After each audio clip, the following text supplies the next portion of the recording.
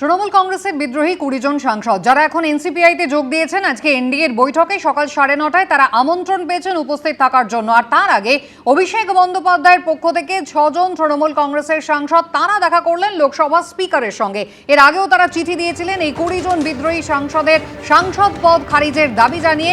আর ফের একবার লোকসভা স্পিকারের দ্বারস্থ হলো কালীঘাট তৃণমূল। ২০ জন বিদ্রোহী সাংসদের পদ খারিজের যে আর্জি করা হয়েছিল তাতে কি সিদ্ধান্ত নেওয়া হলো?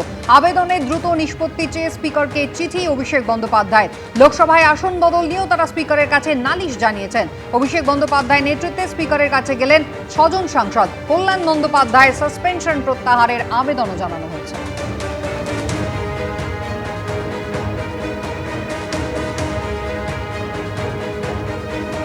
অভিষেক ব্যানার্জিকে নিয়ে আমরা ৬ জন এমপি গিয়েছিলাম স্পিকারের কাছে। আমরা বলেছি যে আমাদের সিটগুলো তোমরা অ্যালট করেছো উইদাউট রেফারেন্স টু আস। এখনও তো এনসিপিআই আলাদা পার্টি হিসেবে স্বীকৃতি পায়নি, তা তোমরা কেন দেখছো? আমরা বললাম তোমায় তো আগে জানিয়েছি, আবার চিঠি দিচ্ছি বলে একটা স্পিকারকে 2টো চিঠি দেন। আর ডিসকোয়ালিফিকেশন পিটিশনগুলো এখনো কনসিডার করছো না কেন, এই নিয়ে আমরা চিঠি দিয়েছি। আপনারা কি চাইছেন? দ্রুত স্পিকার সিদ্ধান্ত নিন, ডিসকোয়ালিফিকেশন অন 20 যারা দ্রুত শিক্ষা নিক এবং আমাদের পুরনো সিটগুলো ফেরত দিক। একদম নিয়মের মধ্যেই রয়েছে এবং যে কারণে আমরা একটা অন্য এনসিপিআই এর সঙ্গে রয়েছি এবং নিয়ম মেনেই করা হয়েছে। আমার মনে হয় না যে নিয়মের বাইরে কিছু হয়েছে। নিয়মের বাইরে হলে ওরাও লড়ুক, আমরাও করব যে নিয়মে করেছি কি না, ওরা নিয়মের বাইরে প্রমাণ করুক। ইলেকশন কমিশনের কাছ থেকে একটা কাগজ আসবে সেটার জন্য এবং সেটা স্পিকার আলটিমেটলি তো ফাইনাল স্পিকার করবে ডিসিশনটা, সেটার জন্য বোধহয় ওয়েট করছে এবং সেটা হয়েও যাবে খুব শিগগিরই। বিজেপির সঙ্গে কি এনসিপিআই মিলে যেতে পারে এই জল্পনা যখন তুঙ্গে, তারই মধ্যে গতকাল নবান্নে 40 মিনিট সুদীপ বন্দ্যোপাধ্যায়ের সঙ্গে বৈঠক করলেন মুখ্যমন্ত্রী শুভেন্দু অধিকারী। এনসিপিআই এর লোকসভার দলনেতার সুদীপ বন্দ্যোপাধ্যায় তার সঙ্গে নবান্নে মিনিট 40-এর বৈঠক হলো এবং শতাব্দী রায় তার সঙ্গে ফোনে কথা বললেন শুভেন্দু অধিকারী। এখনই দিল্লি যাওয়া সম্ভব নয়, সেই কারণে চাইলে কলকাতায় বৈঠক হতে পারে, এমনটাই নবান্ন সূত্রে জানা গিয়েছে। আজকে বৈঠক হওয়ার কথা ছিল, আজকে এনডিএর বৈঠক রয়েছে সকাল 9:30 আপনারা জানেন। এবং আগে কথা ছিল যে আজকে দিল্লিতে মুখ্যমন্ত্রী শুভেন্দু অধিকারীর সঙ্গে বৈঠক হতে পারে এনসিপিআই এর সাংসদদের।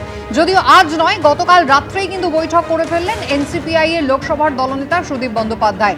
নবান্নে গেলেন মুখ্যমন্ত্রী শুভেন্দু অধিকারীর সঙ্গে 40 মিনিটের বৈঠক তিনি করলেন। এমনকি টেলিফোনে শতাব্দী রায়ের সঙ্গে কথাও হলো শুভেন্দু অধিকারী।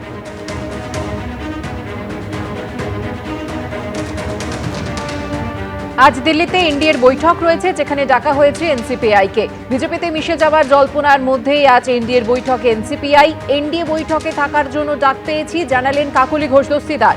সকাল 9:30 এনডিএর বৈঠক শুরু হবে, বক্তব্য রাখবেন প্রধানমন্ত্রী নরেন্দ্র মোদী।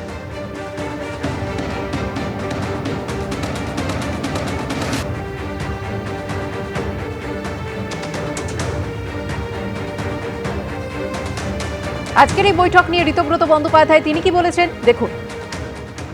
এনসিপিআইতে যোগ দিয়েছেন, মানে তৃণমূল কংগ্রেসে ছিলেন, সেখান থেকে এনসিপিআইতে গেছেন। এনসিপিআই একটা ভিন্ন রাজনৈতিক দল, তো সেই রাজনৈতিক দলে যারা আছেন তারা কি করবেন, কোথায় মিটিং করবেন, কবে মিটিং করবেন, কি সিদ্ধান্ত নেবেন, এটা একদমই তাদের কালেকটিভের ব্যাপার।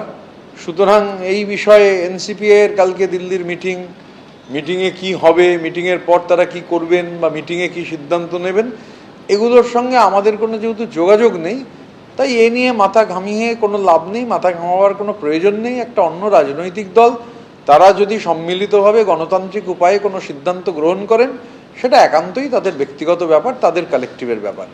এই এনসিপিআই কারা? এরা সকলেই হচ্ছেন বিশ্বাসঘাতক, একেবারে বিজেপির সঙ্গে গায়ে গা লাগিয়ে চলছেন। তাদের বৈঠক নিয়ে মাথা ঘামাতে রাজি নন কালীঘাট তৃণমূলের মুখপাত্র কুণাল ঘোষ। এই কে এনসিপিআই? 20 জন সাংসদ বিশ্বাসঘাতক।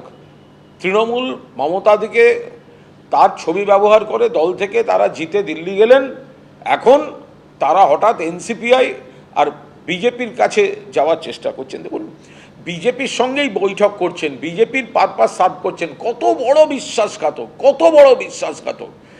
তা মুখ্যমন্ত্রী তো স্বাভাবিক ব্যাপার যে ওখানে ভূপেন্দ্র যাদবজি নিশিকান্ত দুবেজি যারা বিজেপি নেতা তাদের সঙ্গে এদের মাখামাখি করছেন, কেউ কেউ আরও কয়েকজন নেতার সঙ্গে দেখা করছেন, কেউ প্রধানমন্ত্রীর কাছে যাচ্ছেন, কেউ অমিত শাহজির কাছে যাচ্ছেন।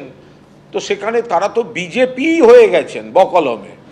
তো সেই কারণেই এখানকার মুখ্যমন্ত্রী তাদের সঙ্গে হয়তো দেখা করবেন। শুধু তৃণমূল কংগ্রেসের সঙ্গে বিশ্বাসঘাতকতা নয়, প্রত্যেকটি ভোটার যারা 24 সালে বিজেপি বিরোধী ভোট দিয়ে এই এমপিদের জিতিয়েছেন তাদের সঙ্গে বিশ্বাসঘাতকতা করে ব্যক্তি স্বার্থে, সম্পূর্ণভাবে ব্যক্তি স্বার্থে এরা বিজেপির কোলে দোল খেতে যাচ্ছে। এনডিএর বৈঠকে এনসিপিআই কে ডাক, আর তা নিয়ে রাজ্যের পঞ্চায়েত মন্ত্রী দিলীপ ঘোষ কি বলছেন দেখুন। ভালো কথা, এটা মাননীয় প্রধানমন্ত্রীর যে কাজ, উন্নয়নের কাজকে যদি কেউ সাপোর্ট করে ভালোই তো, দেশের জনতা যাতে আরও লাভ পায়, ভালোভাবে উনি কাজ করতে পারেন উন্নয়নের। বাকি পার্টি যারা আছে তারাও সাপোর্ট করুক। এবিপি আনন্দ, এগিয়ে থাকে, এগিয়ে রাখে।